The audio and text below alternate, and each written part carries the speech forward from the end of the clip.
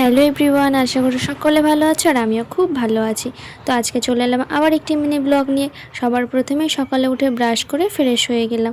আর আজকে যেহেতু সানডে ছিল, তো দেখলাম বাবা আজকে মাটন নিয়ে এসে, আর মাটন রান্না করতে তো আমার খুবই ভালো লাগে। তো মাটনটাকে সবার প্রথমে ভালো করে ধুয়ে লবণ হলুদ তেল দিয়ে ম্যারিনেট করে রেখে দিলাম। আর মাংস রান্না করার জন্য যা যা মশলা লাগে সব কিছু কেটে বেছে ছাড়িয়ে নিলাম। তারপরে কড়াই পরিমাণ মতো তেল দিয়ে আলুগুলোকে ভালো করে ভেজে নেব। আর আমাদের বাড়িতে যেহেতু আলু অনেকে খুব ভালো বেশি খায় আর কি, সেই জন্য অনেকটাই আলু দিতে হয়। তো আলুগুলো লবণ হলুদ দিয়ে ভালো করে ভেজে নেওয়ার পরই লাল লাল হয়ে গেলে নামিয়ে রেখে দেব।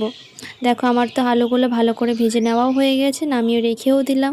তারপরে সেই কড়াই আগে থেকে কুচিয়ে রাখা পেঁয়াজগুলো ভালো করে দিয়ে নাড়াচাড়া করে নেব 2 থেকে 3 মিনিট। আর দেখো সবার তো মাটন রান্না এক হয় না, যে যেমনভাবে রান্না করে, আর আমি তো এইভাবেই রান্না করি, সেটাই তোমাদের সাথে শেয়ার করলাম।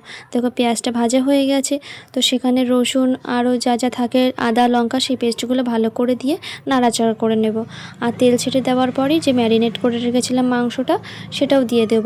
আর ভালো করে নাড়াচাড়া করার পরই 20 থেকে 30 মিনিট ভালো করে কষিয়ে নিয়েছিলাম। তারপরে দেখো লাল লাল হয়ে গেছে। আগে থেকে ভেজে রাখা আলুটাও দিয়ে 2 থেকে 3 মিনিট নাড়িয়ে নিলাম। তারপরে গরম জল দিয়ে দিলাম, যেটা আগে করে রেখেছিলাম। আর আমি মাংস রান্না করব, সেখানে কষানো মাংস খাবো না, সেটা কি হয়? খেতে কিন্তু দারুণ হয়েছিল। তারপরে প্রায় আধ ঘন্টা মতো সেদ্ধ হয়ে যাওয়ার পরে দেখছিলাম আর কি আর কতটা কি বাকি আছে। তো দেখলাম প্রায় সবই মোটামুটি হয়েই গেছে সব কিছু, আর 10 মিনিট দিলে ঠিকঠাক হয়ে যাবে। তো 10 মিনিট পরে দেখো কালারটা কত সুন্দর এসেছে, মনে হচ্ছিলো তো খেতেও খুব সুন্দর হবে। তো লাস্টে নামিয়ে রেখে দিলাম। আর তারপরে আমি বসে গেলাম খেতে, কেননা আমার অনেক খিদে পেয়েছিলো সকাল থেকে, যেহেতু কিছু খাওয়া হয়নি। আর আমার মাংস রান্না কেমন লাগলো তোমরা অবশ্যই কমেন্টে জানিও। আমার তো খুব দারুণ লেগেছে, বাড়ির সবার খুব ভালো লেগেছে। তো আজকে